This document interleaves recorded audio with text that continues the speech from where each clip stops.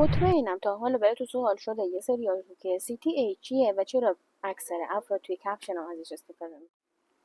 ببینید CTA همون کال تو اکشنه. خب همون یه سری اقداماتی هستش که اکثرا آخر پستاشو یا توی کپشن گفتن ما براشو انجام بده. مثلا لایک کن، لطفا حمایت کنید، لطفا لایک کنید، یه کلمه رو کامنت کنید تا یه سری اطلاعات براتون بیاد، کلمه کامنت کنید تا قیمت براتون بیاد. این میشه یه CTA که ما یه کاری رو برای یه پیجی انجام بده.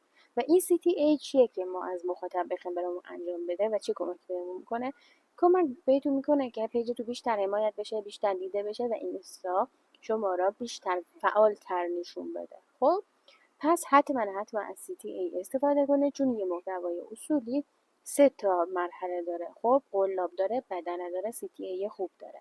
هر چند قلاب درجه 1 خوب داشته باشه، بدنه خوب داشته باشه، اگر CTA خوب نداشته باشه به ما یه نتیجه گیری نکنه، یه کار رو از مخاطب درخواست نکنه، نمیدونه باید برای ما چه کار بکنه. خب نمیدونه چجوری از ما حمایت بکنه، فقط یه لایک ساده میکنه.